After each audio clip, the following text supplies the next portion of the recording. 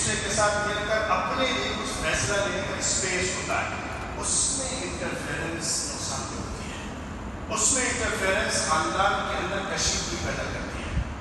دوسرا پوائنٹ، جب اس طرح کا ملا ہوا خاندان ہوتا ہے تو پھر سب کی رعایت کرنا دونوں طرف کی برابر کی ذمہ داری ہوتی ہے۔ عزت، احترام اور بہت سارے جو کسٹمز ہوتے ہیں اس کو فالو کرنے میں دونوں طرف سے ایک دوسرے کے عزت، احترام، نفسیات، ایگو کا خیال کرتے ہوئے اگر معاملہ کیا جاتا ہے اور پرائیویٹ اسپیس کے اندر انٹرفیئرنس نہیں ہوتا ہے، ریسپیکٹفلی دوسرے کے ساتھ ٹریٹ کیا جاتا ہے، دونوں خاندان ایک دوسرے کی عزت کا خیال کرتے ہوئے ایک دوسرے سے اوپر نیچے اور اونچ نیچ کی فکر نہیں کرتے ہیں، تو پھر دو لوگ نہیں جڑتے ہیں، ایک سماج ہوتا ہے، ایک سوسائٹی بنتی ہے، ایک سوسائٹی تیار ہوتی ہے، اسلامی طریقے پر ہوتی ہے۔ اس رشتے کو مضبوط کرنے کے لیے اعتماد ضروری ہوتا ہے، ٹرسٹ ضروری ہوتا ہے۔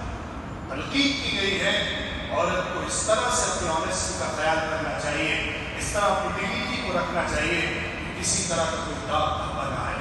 مرد کو ذمہ داری دی گئی ہے کہ تم بلا وجہ اس کے اوپر شدت اور زیادتی مت کرنا، اس کے اوپر شک و شبہ نہ کرنا، اس کی عزت، اس کے احترام کو محفوظ رکھنا۔ جو عورت اپنا گھر بار چھوڑ کے، خاندان چھوڑ کے، پورا علاقہ چھوڑ کے تمہارے در پر آ کر بس گئی ہے، اس سے زیادہ کیا قربانی وہ دے سکتی ہے؟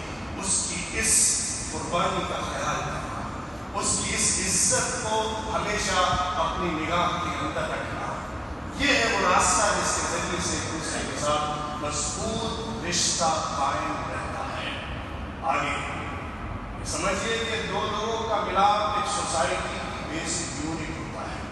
یہ یونٹ جب صحیح ہوتی ہے، مضبوط ہوتی ہے اور صحیح ویلیوز پر قائم ہوتی ہے تو پوری سوسائٹی ایک بہترین پلر کے ساتھ کھڑی ہو جاتی ہے۔ آگے آنے والی نسل، اولاد، بچے، ان کی تربیت، ان کی تعلیم، ان کی رہائش، ان کی پرورش، ان کی زندگی، ان کی نفسیات، ان کی پوری زندگی کا ہر لمحہ ان دونوں کے رشتوں کے اوپر منحصر ہوتا ہے۔ ایک ایک تعلق، ایک ایک ایکٹ، ایک دوسرے کے ساتھ ایکشن بچوں کے اوپر اثر ڈالتا ہے۔ اس لیے جتنا اچھا، جتنا خوبصورت، جتنا صالح، جتنا ایمانی، جتنا محبت اور الفت سے بھرا ہوا یہ رشتہ ہوگا، آگے آنے والی نسل اتنی ہی اچھی تیار ہوگی۔ محبت اس رشتے کی طاقت ہے۔ دعوت دی گئی ہے کہ ایک دوسرے سے محبت کرو اور محبت کا اظہار بھی کرو، محبت کرو اور محبت کا اظہار بھی کرو، الفت کرو، الفت کا اظہار بھی کرو۔ اس رشتے کو محبت کا نام دیا گیا ہے۔ وَالَّذِي خَلَقَ لَكُم مِّنْ أَنفُسِكُمْ أَزْوَاجًا وَجَعَلَ بَيْنَكُم مَّوَدَّةً وَرَحْمَةً، اللہ نے تمہارے میں سے تمہارے جوڑے بنائے ہیں اور محبت کو اور رحمت کو درمیان میں رکھا ہے۔ محبت اور رحمت ہی دونوں کو آپس میں جوڑے ہوئے ہیں۔ اس کو جتنا مضبوط کیا جائے، جتنا پانی دیا جائے، اس کے لیے جتنے طریقے اختیار کیے جائیں، اللہ کی مسجد میں بیٹھ کر کہتا ہوں وہ عبادت ہے۔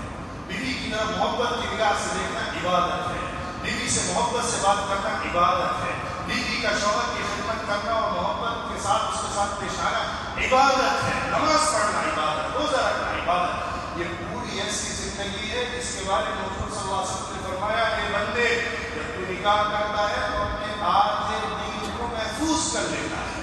اب آگے آدھے دین کے بارے میں آگے آخری بات میں ذکر کرنا چاہتا ہوں کہ اس موقع پر جو آیتیں حضور صلی اللہ علیہ وسلم تلاوت فرماتے تھے، 3 آیتیں، ان آیتوں کا مختصر سا جو پیغام ہے وہ بھی ہمیں معلوم ہو جانا چاہیے۔ وہ صرف ایک رسم نہیں ہے، وہ صرف ایک رواج نہیں ہے، ایک پوجا کے طریقے پر ہم ایک ریچول کو فالو کر کے ادا کر دیتے ہو۔